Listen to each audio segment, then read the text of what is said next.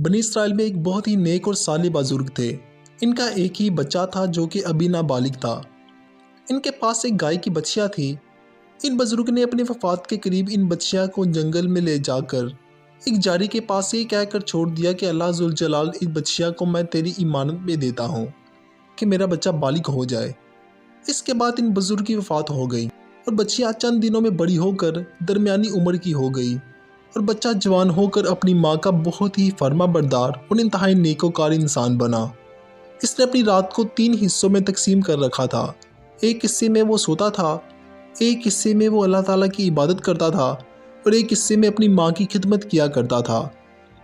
روزانہ صبح کو جنگل سے لکڑیاں کاٹ کر لاتا، ان کو فروخت کر کے 1/3 رقم صدقہ کر دیتا، 1/3 اپنی ذات پر خرچ کرتا اور 1/3 رقم اپنی والدہ کو دے دیتا۔ ایک دن لڑکے کی ماں نے کہا، میرے پیارے بیٹے، تمہارے باپ نے میراث میں ایک بچیا چھوڑی تھی جس کو انہوں نے فلاں جاری کے پاس جنگل میں اللہ تعالیٰ کی امانت میں سونپ دیا تھا۔ اب تو اس جاری کے پاس جا کر یوں دعا مانگو کہ حضرت ابراہیم، حضرت اسماعیل اور حضرت اسحاق کے خدا، تو میرے باپ کی سونپی ہوئی امانت مجھے واپس دے دے۔ اور اس بچے کی نشانی یہ ہے کہ وہ پیلے رنگ کی ہے اور اس کی کھال اس طرح چمک رہی ہوگی کہ گویا سورج کی کرنیں اس میں سے نکل رہی ہوں۔ یہ سن کر لڑکا جنگل میں اس جاری کے پاس چلا گیا اور یہ دعا مانگی تو فوراً ہی وہ گائے دوڑتی ہوئی آئی، آ کر اس کے پاس کھڑی ہو گئی اور یہ اس کو پکڑ کر گھر لے آیا۔ تو اس کی ماں نے کہا، بیٹا تم اس گائے کو لے جا کر بازار میں 3 دینار میں فروخت کر ڈالو، لیکن کسی گاہک کو بغیر میرے مشورہ کیے مت دینا۔ ان دنوں بازار میں گائے کی قیمت 3 دینار ہی تھی۔ بازار میں ایک گاہک آیا جو در حقیقت ایک فرشتہ تھا۔ اس نے کہا کہ میں گائے کی قیمت 3 دینار سے زیادہ دوں گا مگر تم ماں سے مشورہ کیے بغیر گائے میرے ہاتھ فروخت کر ڈالو۔ لڑکے نے کہا کہ تم خواہ کتنی بھی زیادہ قیمت دے دو مگر میں اپنی ماں سے مشورہ کیے بغیر یہ ہرگز تمہارے ہاتھوں فروخت نہیں کروں گا۔ یہ کہہ کر لڑکا گھر آ گیا اور گھر آ کر ماں کو سارا ماجرا سنایا۔ تو ماں نے اپنے بیٹے سے کہا کہ شاید یہ کوئی فرشتہ ہوگا، تو اے بیٹا تم اس کے پاس جاؤ اور اس سے مشورہ کرو کہ ہم اس گائے کو اب کیا کریں، فروخت کریں یا ابھی نہ کریں۔ چنانچہ اس لڑکے نے بازار میں جب اس گاہک سے مشورہ کیا تو اس نے کہا کہ ابھی تم اس گائے کو نہ فروخت کرو، آئندہ اس گائے کو حضرت موسیٰ علیہ السلام کے لوگ خریدیں گے۔ تم اس گائے کے چمڑے میں سونا بھر کر اس کی قیمت طلب کرنا تو وہ لوگ اتنے ہی قیمت دے کر اس کو خرید لیں گے۔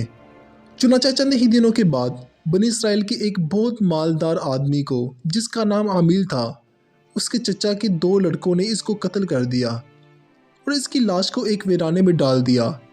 صبح کو قاتل کی تلاش شروع ہو گئی مگر جب کوئی سراغ نہ ملا تو کچھ لوگ حضرت موسیٰ علیہ السلام کی خدمت میں حاضر ہو گئے اور قاتل کا پتہ پوچھنا چاہا۔ تو آپ نے فرمایا کہ تم لوگ ایک گائے ذبح کرو اور اس کی زبان یا دم کی ہڈی سے لاش کو مارو تو وہ زندہ ہو کر خود ہی اپنے قاتل کا نام بتا دے گا۔ یہ سن کر بنی اسرائیل نے گائے کے رنگ، اس کی عمر وغیرہ کے بارے میں بحث شروع کر دی۔ بالآخر جب وہ اچھی طرح سمجھ گئے کہ فلاں قسم کی گائے چاہیے تو ایسی گائے کی تلاش شروع کر دی، یہاں تک کہ جب یہ لوگ اس لڑکے کی گائے کے پاس پہنچے تو ہو بہو ایسی ہی گائے تھی جس کی ان لوگوں کو ضرورت تھی۔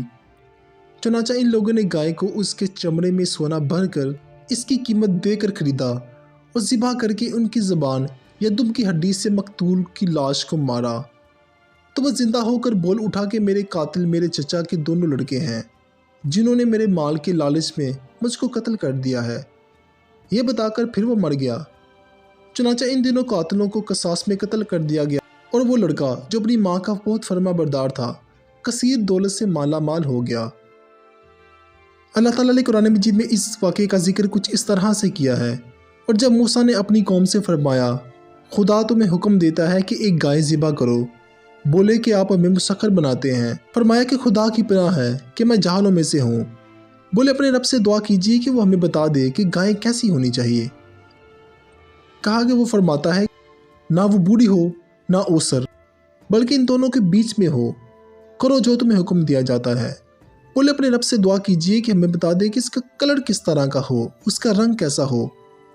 کہا کہ وہ فرماتا ہے کہ وہ ایک پیلی گائے ہے، ایسی ہو کہ دیکھنے والوں کو خوشی دیتی ہو۔ بولے اپنے رب سے دعا کیجیے کہ ہمارے لیے صاف بیان کرے وہ گائے کیسی ہونی چاہیے، بے شک گایوں میں ہم شبہ پڑ گیا ہے۔ اگر اللہ چاہے تو ہم ضرور ہدایت پائیں گے۔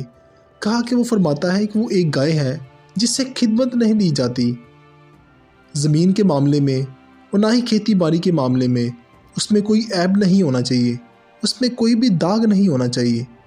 بولے اب ٹھیک ہے، اب ہمیں سمجھ میں آ گئی ہے۔